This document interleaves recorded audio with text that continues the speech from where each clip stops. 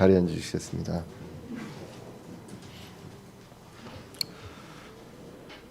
오늘은 베드로전서 2장 11절에서 17절 말씀을 통해서 힘들게 살아야 하는 이유라는 제목으로 말씀을 나누고자 합니다. 하나님께서 사도 베드로를 통해 이 세상의 나그네인 크리스천에게 보내주신 성경 베드로 전후서를 우리가 읽고 있습니다. 우리는 나그네입니다. 나그네로서 본향을 바라보며 어떻게 살아가야 할지 그 살아가야 하는 방향을 우리가 말씀을 통해서 우리가 배우게 됩니다.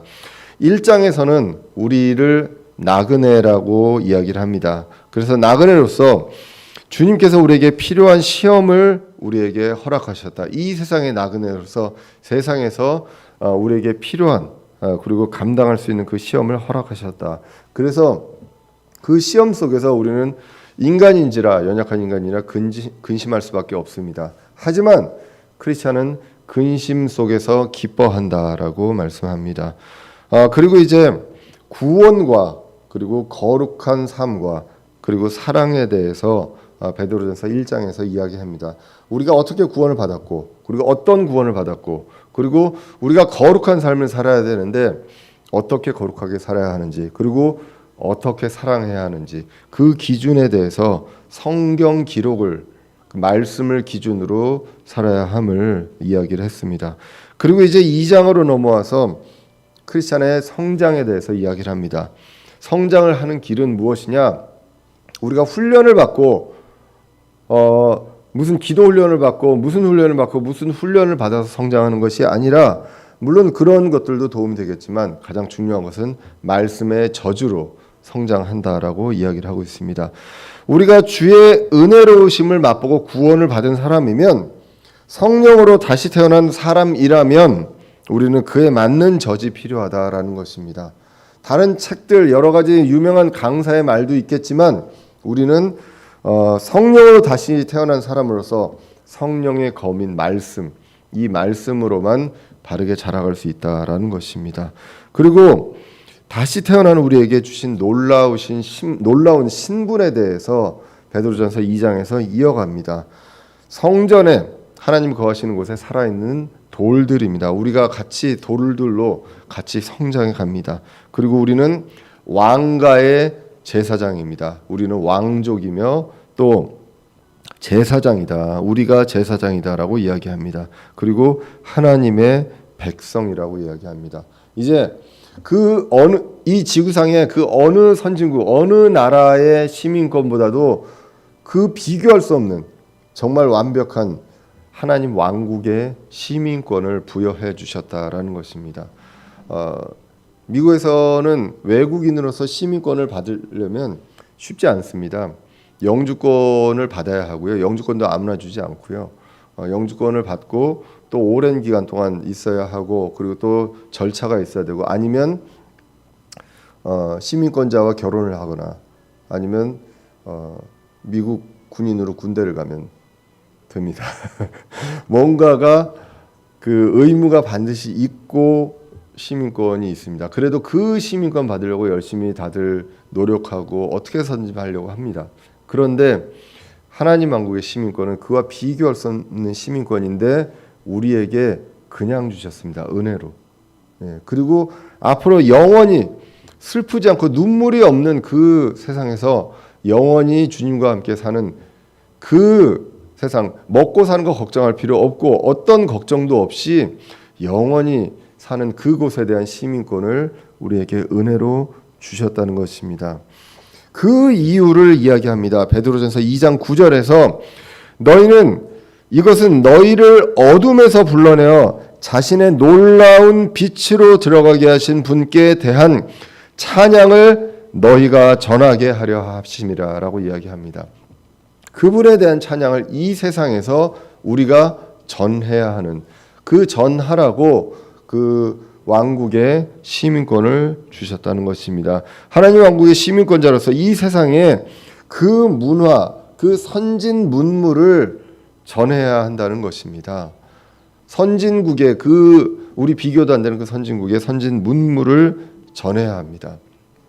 우리가 이 세상에 동화되는 것이 아니라 이 세상이 그 문물에 대해서 알 수 있도록, 우리를 통해서 알 수 있도록 해야 한다. 그것이 찬양을 전하는 삶이다라고 이야기를 합니다. 그분에게 영광이 되게 해야 한다는 것. 그래서 어떻게 이런 것들을 해야 하느냐, 그 구체적인 내용이 이제 11절 이하부터 3장까지 쭉 이어지게 됩니다. 굉장히 이제 구체적인 내용이 나오는데요. 오늘 본문 11절부터 그리고 2장 마지막 9절까지 25절까지를 그 위어스비의 주석에 보시면 이 구체적인 행위가 바로 복종이다라는 것입니다. 존경도 나오고 여러 가지 정직한 삶도 나오지만 결국은 어떤 이 세상의 권위에 복종해라라는 것입니다. 불완전한 세상이고요. 불합리하고 완벽한 제도가 아닙니다. 그리고 때로는 이해할 수 없는 그러한 것들이 있지만 복종하라라고 이야기를 하고 있습니다. 그러면서 이 복종해야 되는 것을 누구를 위해서 해야 되느냐? 위어스비 주석에서는 크게 세 가지로 나눕니다.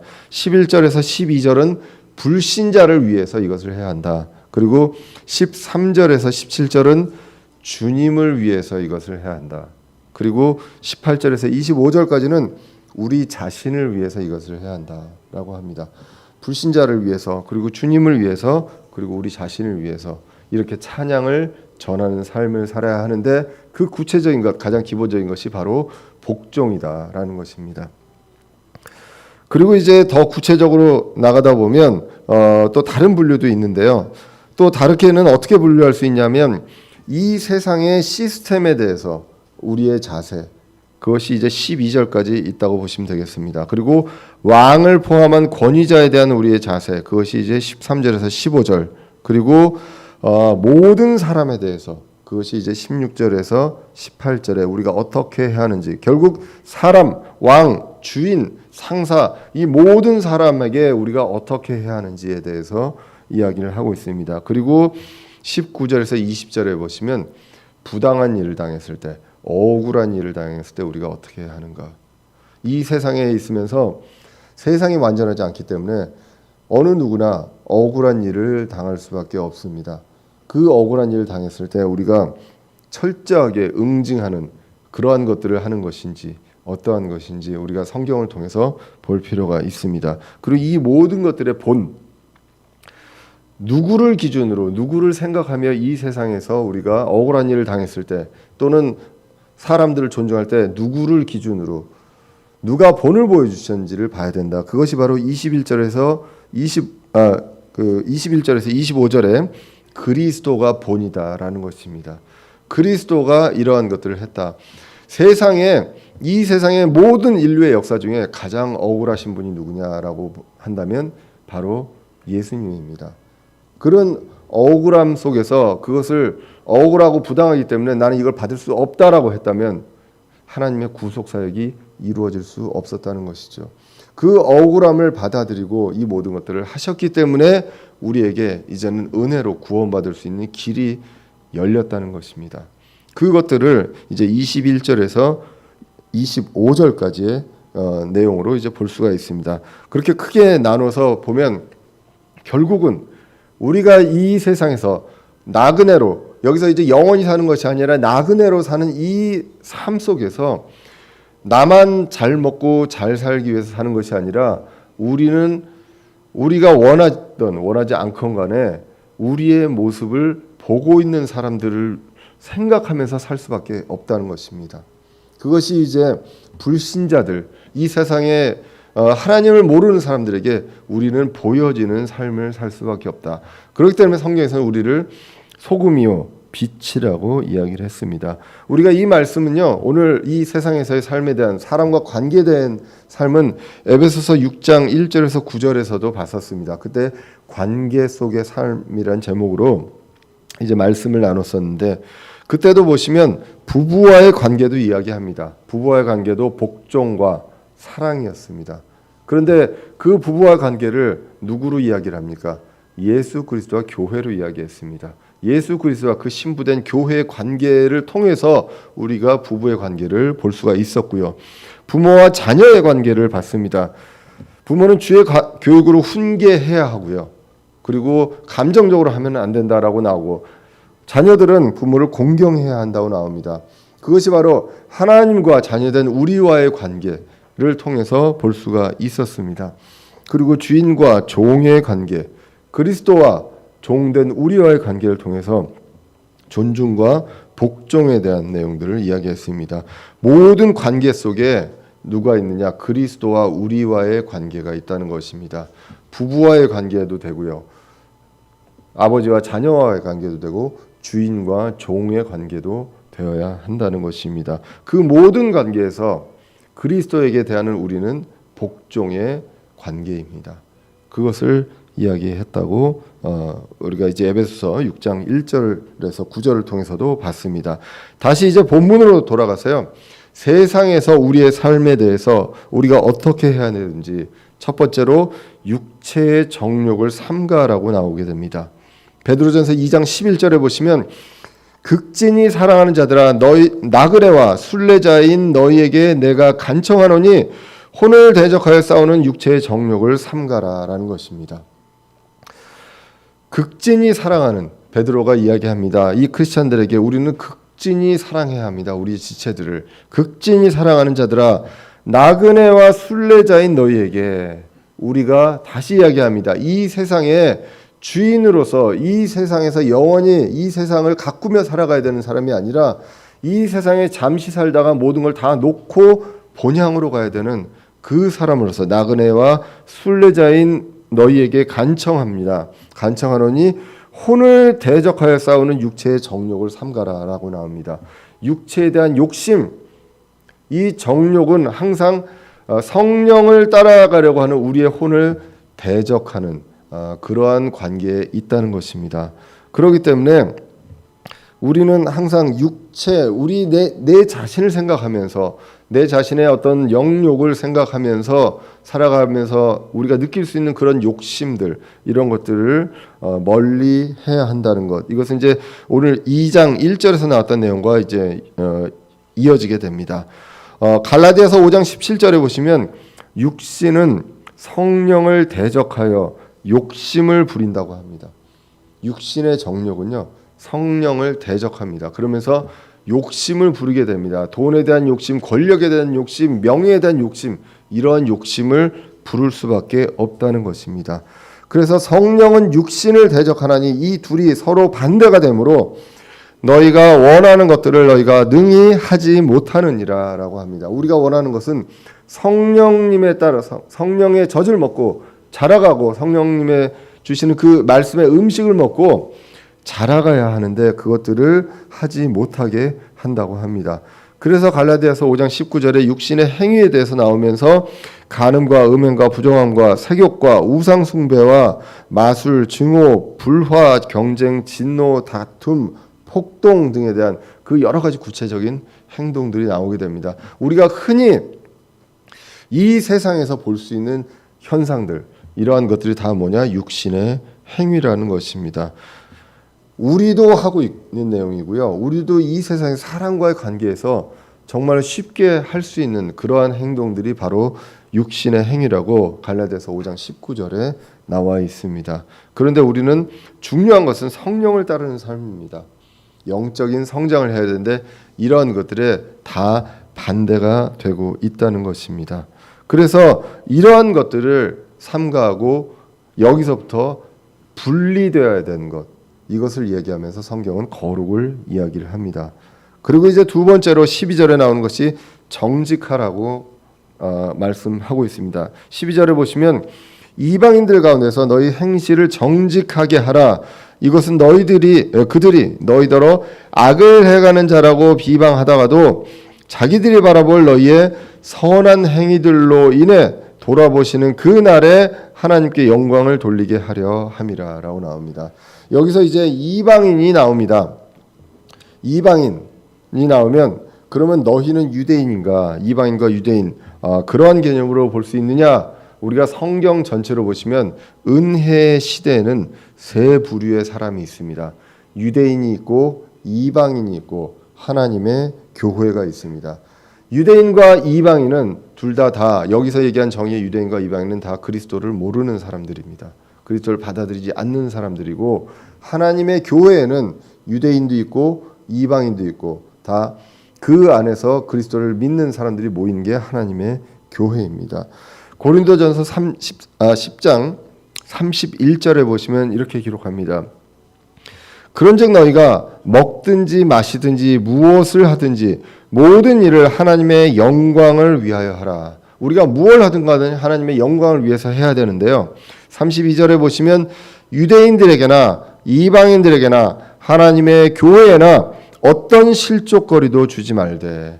세 부류의 사람들을 이야기합니다. 유대인과 이방인과 하나님의 교회입니다. 그래서 곧 많은 사람이 구원을 받도록 내가 내 자신의 유익을 구하지 않고 그들의 유익을 구하면서 모든 일에서 모든 사람을 기쁘게 하는 것 같이 하라라고 합니다. 이렇게 하기 위해서 하는 것 구체적으로 무엇입니까? 내 자신의 유익을 구하지 말고 그들의 유익을 구하라라고 기록을 하고 있습니다. 제가 몇 주 전에도 말씀드렸지만 우리 크리스찬들은 우리에게 부탁을 도움을 청하는 사람이 있을 때 조건을 걸지 말고 도와줘야 한다는 것입니다. 내가 도와주면 너는 나한테 무엇을 줄 수 있느냐? 그것은 예수 그리스도께서 우리에게 그렇게 하신 적이 없습니다. 우리도 그 사람의 유익을 위해서 그 사람의 관점에서 우리는 조건 없이 도와주는 그러한 사람들이 되어야 한다는 것입니다. 자, 그래서 우리는 이 성경들을 보고 그리고 에베소서 2장 11절에 지나간 때에 우리는 육체로 이방인이었다. 그러나 교회로 우리는 하나 되었다는 이 말씀을 통해서 여기서 이방인을 이제는 불신자로 이 세상에 있는 불신자의 그룹으로 볼 수가 있습니다. 그럼 이 불신자들이 믿는 우리들을 바라볼 때 그때는 욕을 하고 비난을 할 수도 있습니다. 그래서 악을 행하는 자라고 비방하다가도 그들이 바라볼 우리의 선한 행위들, 그 선한 행위들을 이제 보게 됩니다. 자, 그래서 그때에 결국은 돌아보시는 그 날에 하나님의 영광을 그들이 돌린다고 합니다.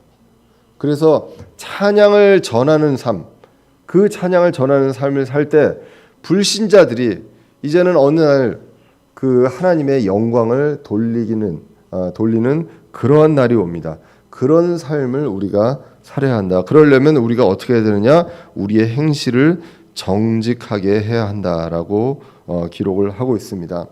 우리는 누가 보든 안 보든 정직해야 되는 사람들입니다. 보통 세상 사람들은 어떻게 이야기를 합니까? 법이 있습니다. 그렇지만 안 걸리면 되죠. 그리고 안 보면 들키지 않으면 된다라고 합니다. 심지어는 바람 피우는 것도 들키지 않으면 된다라는 얘기까지도 많이들 하죠. 들키지 않고 걸리지 않으면 된다라는 그 기준은 크리스찬에 맞지 않는다. 보지 않아도 누가 보지 않고 하지 않더라도 우리는 하나님을 두려워하며 이런 것들을 합니다. 때로는 고지식하고 때로는 고리타분하게 보일 수 있는 사람들일지라 할지라도 우리는 그것을 철저하게 지키려고 노력합니다. 그렇다고 100% 지킬 수 있는 것은 아니죠. 저도 오늘 오면서 100km를 꽤 넘었습니다. 운전하고 오다 보면 생각지도 못하게 넘고요. 110km로 넘으면 꼭 한 120 달리고 막 이렇게 오게 됩니다. 근데 안 걸렸습니다. 안 걸렸다고 잘한 것일까라는 것들에 대해서 우리는 생각을 해볼 필요가 있다는 것이죠. 이 생각에서 우리는 벗어나야 됩니다. 신자는 정직해야 되고 그것이 도리다라는 것입니다. 법을 두려워하거나요, 집행자가 두려운 것이 아닙니다. 그 사람들이 두려운 것이 아니라 우리는 하나님이 두렵다라는 것입니다. 자, 그래서 이 돌아보시는 그 날에 이러한 것들을 해야 한다. 그 영광을 돌릴 수 있게 우리는 이 삶을 살아야 한다라고 이야기를 하고 있습니다. 자, 이 돌아보시는 날에 대해서 뭐라고 나오냐면 영어로 The Day of Visitation이라고 나옵니다. visit, 방문, 여기에서 나오는 visitation이라고 나오는데 피터 러크만 주석에 보면 돌아보시는 날은 또 다른 뜻으로 찾아오시는 날도 된다. 왜냐하면 이 영어에 이제 두 가지 뜻이 있습니다. visitation에는 방문, 우리가 알고 있는 visit 하는 방문, 찾아옴 이런 것들도 있고요. 그리고 두 번째로는 법적인 용어로는 통치자가요. 법을 집행하는 자가 어떤 단체나 사람을 법적으로 관찰하고 살펴보고 법적으로 위법이 있는지 조치하는 그러한 것들을 행위들을 이야기하기도 합니다. 그래서 이 말씀의 근거에서 돌아보시는 날이라고 오늘 12절에 나와 있습니다. 그러므로 이 주석과 모든 성경학자들의 그 많은 성경학자들의 해석은 무엇이냐면 이 돌아보신 날이 무엇이냐? 예수님의 재림의 날이라는 것입니다. 그때 우리를 판단하시고 우리의 보상의 심판을 주시고 우리가 주님께 함께하는 그것들을 볼 때에 사람들은 하나님께 영광을 돌릴 수밖에 없다는 것입니다. 우리가 공중으로 올라갈 때 남아있는 자들이 하나님을 우리 그런 것들을 보고 하나님께 영광을 돌릴 수밖에 없고 다시 지상으로 재림할 때 우리가 같이 예수님과 함께 올 때 그런 것들을 보면서 하나님께 영광을 돌리게 될 수밖에 없다라는 것입니다. 그때까지 우리는 이 세상에서 우리가 할 일은 행실을 정직하게 어떠한 비난과 어떠한 것들이 있다 하더라도 조롱이 있다 하더라도 우리는 행실을 정직하게 할 필요가 있다고 이야기를 하고 있습니다. 자, 그래서 이제 17절로 넘어가서 보시면 사람들의 죄송합니다. 제가 잘못 봤네요. 예, 그래서 이 재림하셔서 심판하신 날 우리는 이방인들이 하나님께 영광을 돌린다고 이야기를 하고 있습니다.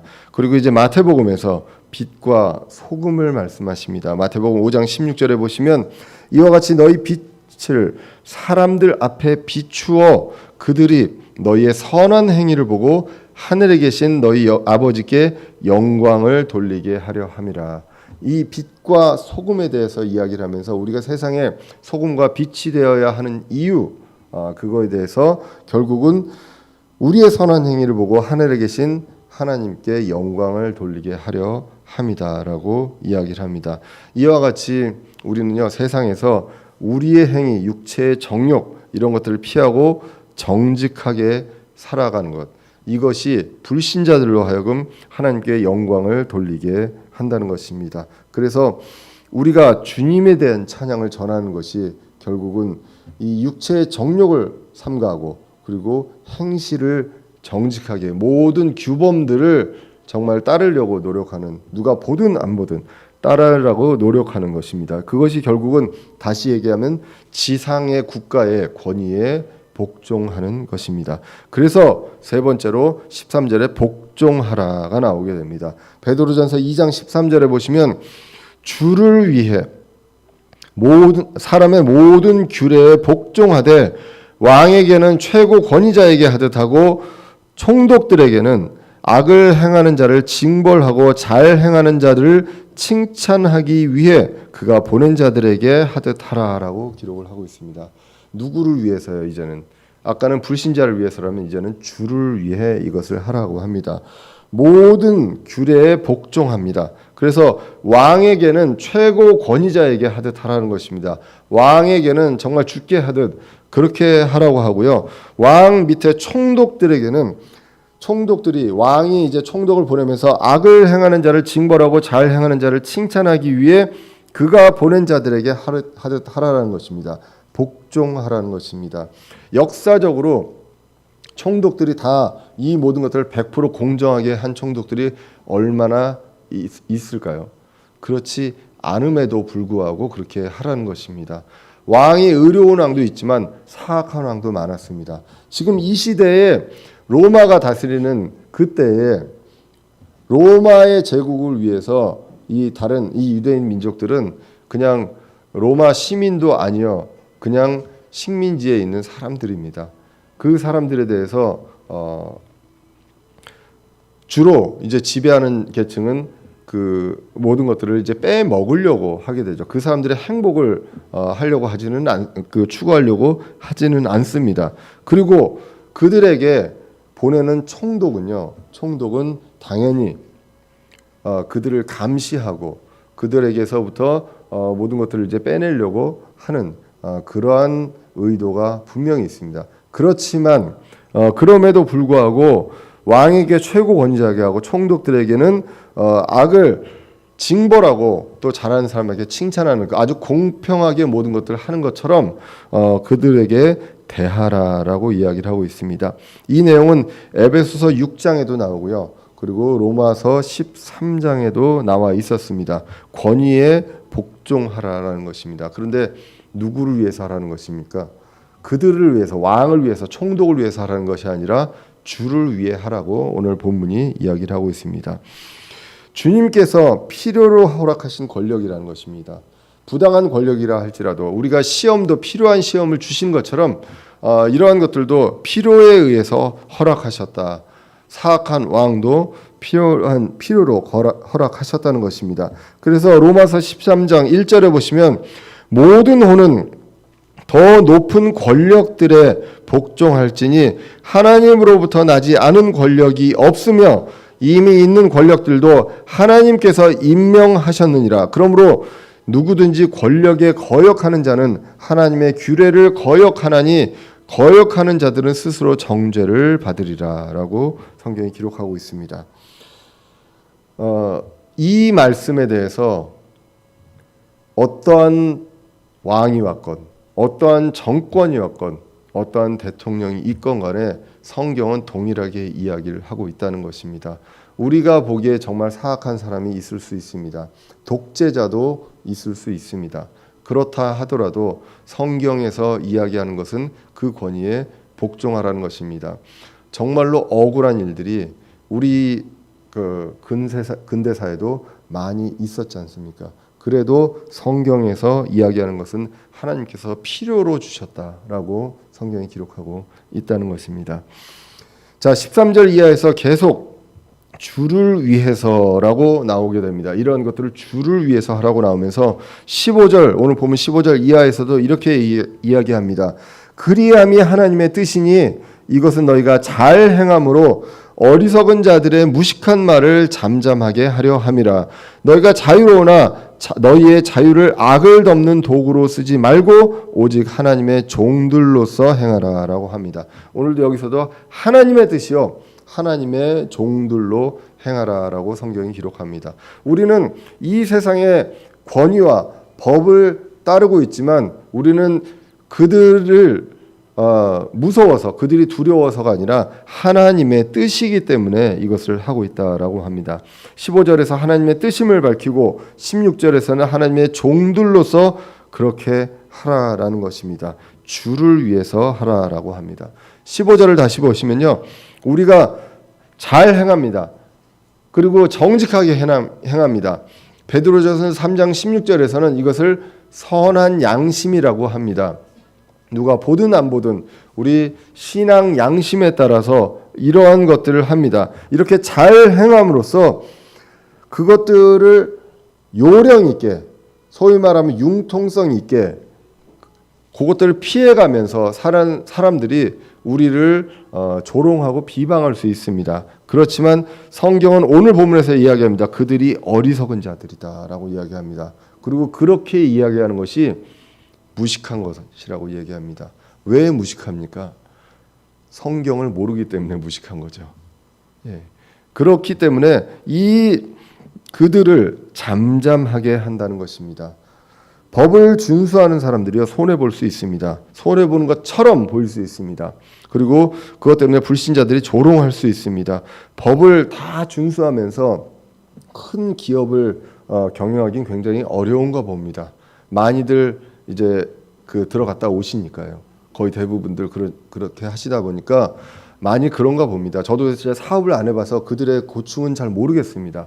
그 고충을 모르기 때문에 이해도 하지 못하면서 어떻게 그런 말을 할 수 있냐라고 할 수 있을지 모르겠지만 저는 이해 못하지만 하나님은 모든 것들을 이해하고 아시고 그 모든 것들을 아시는 상황에서 이 말씀을 쓰셨기 때문입니다. 이 말씀에 원칙이 있기 때문에 그렇게 하면서 떼부자 될 수 없고 일확천금 벌 수 없을 수 있습니다.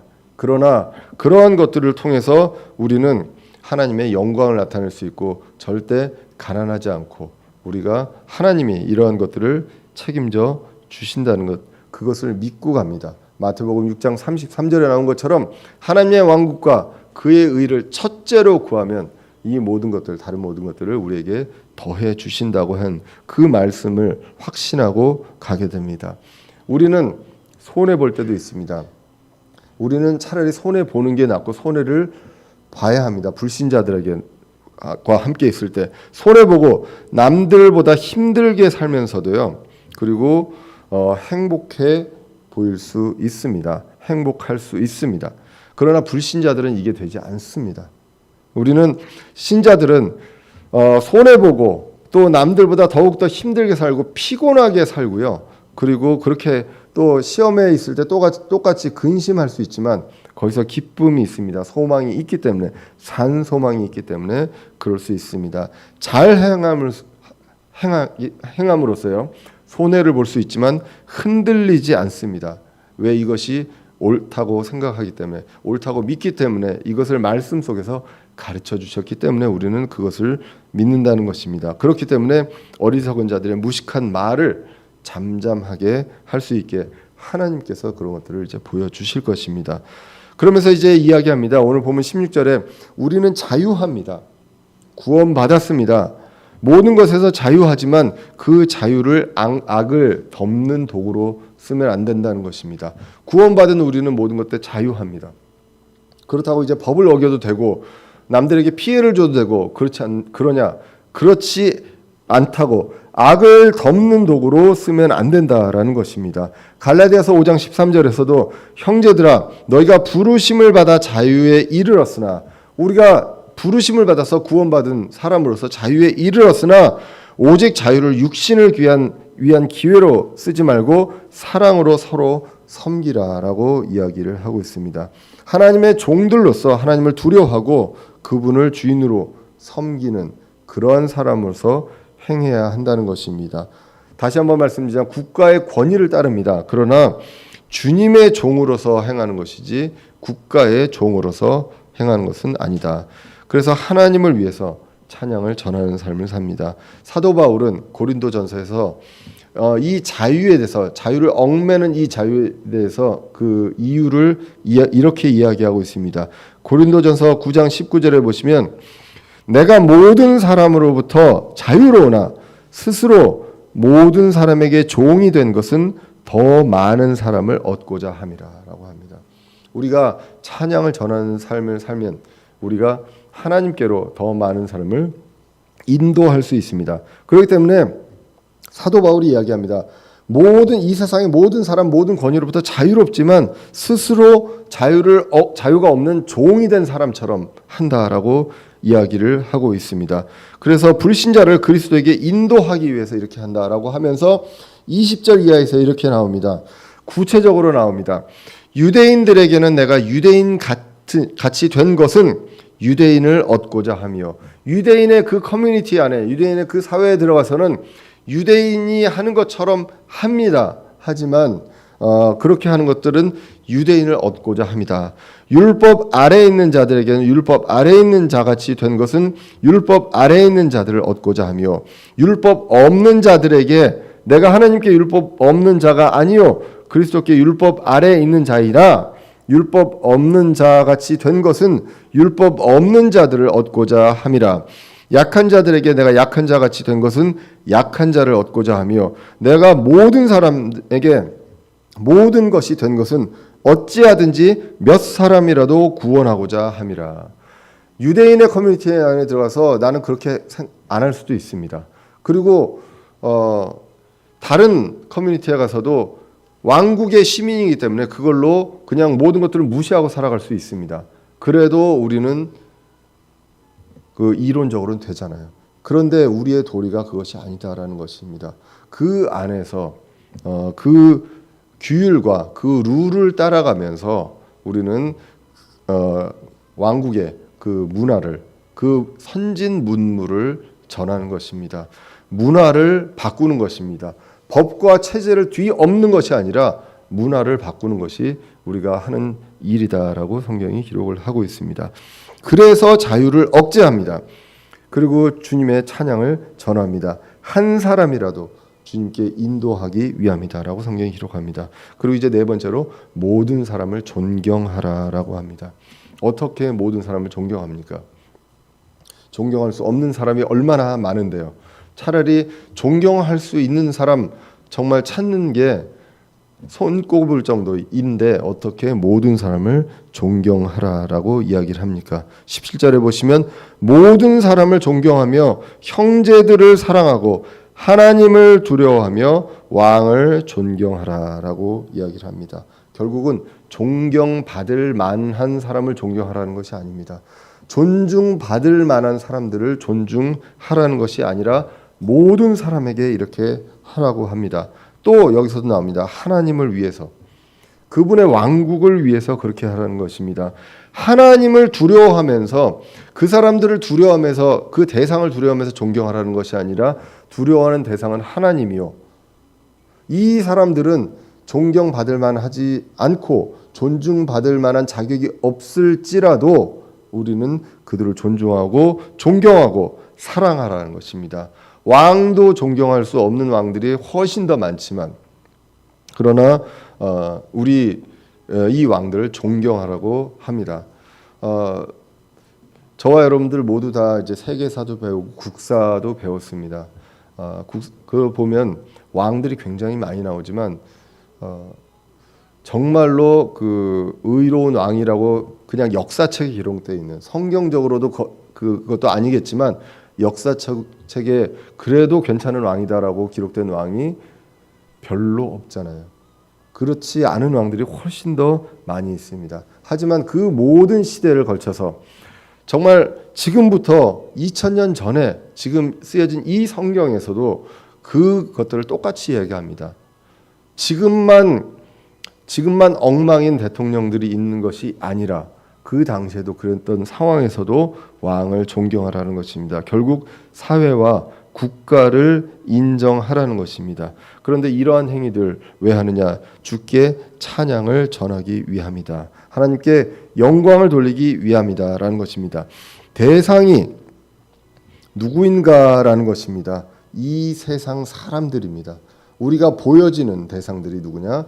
이 세상 사람들입니다. 우리가 바라보는 대상은 하나님이요, 우리의 모습이 보여지는 대상은 세상 사람들이라는 것입니다. 우리와 같이 있는 사람들도 있고요, 왕들도 있고, 우리 위에 있는 우리를 다스리는 사람들조차 우리가 보여지는 대상이다라는 것입니다. 참 주인이 누구인지 그것을 알고 그 분을 증언하는 증인이 되어야 하겠고요. 그리고 고린도후서에 나온 것처럼 우리는 그리스도의 대사입니다. 우리가 다 하나님 왕국의 대사로서 지금 이 땅의 왕국 나라들에 와 있다는 것입니다. 그렇기 때문에 우리는 그 왕국의 시민으로서 이 모든 것들을 이제 사과하고요. 그러면서 이 모든 시민들의 기준이 모든 것들을 완벽하게 그 나라의 체제의 그 법규를 지켜가며 정직하게 누가 보든 안 보든 그러한 것들을 하는 것이다라는 것입니다. 다시 한번 말씀드리지만 정말 제가 오늘 얘기하면서도 참 이렇게 피곤하게 살아야 되나, 힘들게 살아야 되나, 왜 이렇게 힘들게 살아야 되나, 왜 크리스찬들에게 하나님께서 우리를 사랑하면 다른 사람들보다 더 편하게 살게 해줘야지 왜 다른 사람들보다 더 힘들게 살으라고 이렇게 꼼꼼하게 이렇게 말씀하시나 라고 생각하실 수 있죠. 그러나 하나님께서는 오늘 이야기하시잖아요. 찬양을 전하는 삶, 그리고 하나님께 영광을 돌리는 삶, 이러한 것들을 하라고 합니다. 그런 것들을 우리의 모습을 보는 이 세상 사람들 친구도 있고 불신자들도 있고 위정자도 있고 모든 사람들이 있지만 이 사람들에게 보여주는 우리를 통해서 하나님께 영광을 돌리고 그들이 하나님께 돌아올 수 있게 하라고, 우리가 여기서 피곤하고 힘든 삶을 살라고 하는 것, 그것이 바로 하나님의 뜻이다라고 이야기를 합니다. 그러면 우리에게 아무것도 안 하고 아무 대가도 없이 이렇게 하셨느냐? 아까도 얘기했지만 대가를 바라면 안 된다고 했잖아요. 공짜로 주셨지만. 그러나 우리에게 어마어마한 보상을 앞으로 주신다.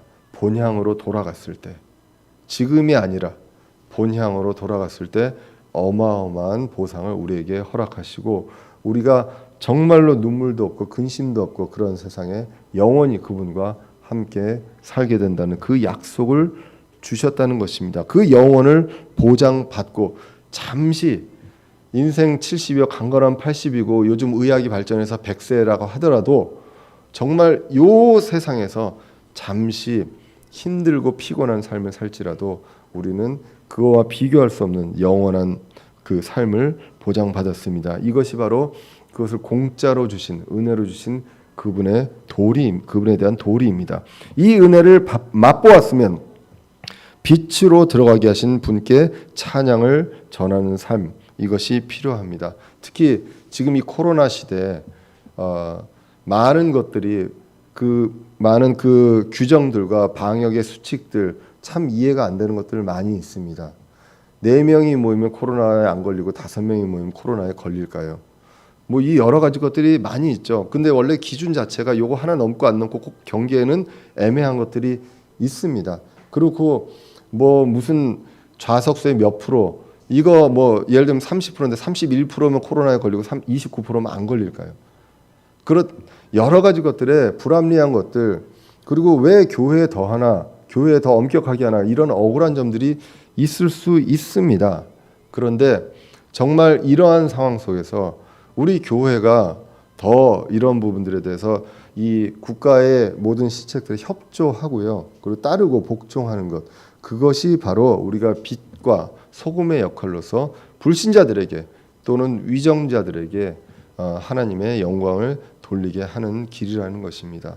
이것들을 정말로 힘든 삶이고 피곤한 삶이고, 그렇지만 정말로 약속된 본향을 보장받은 우리 나그네가 해야 될 도리라는 것입니다.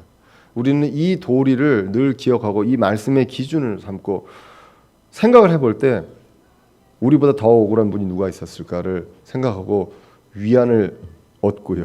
그리고 그것들에 대해서 더 나은 보상들이 보장받았다는 이것들을 기억하며 마지막 날까지, 주님 다시 오신 날 우리가 공중에 올라가는 것을 보고 사람들이 찬양할 수 있고 영광을 돌릴 수 있는 그것들을 우리가 생각하고 예상하면서 정말 이 하루하루 주님의 말씀에 복종하면서 살아가야 되겠습니다. 말씀을 두려워하고 이 세상에서 오늘 나온 이 구체적인 내용들을 정말로 실천하려고 노력하는 저와 여러분들 되시기를 간절히 기원합니다.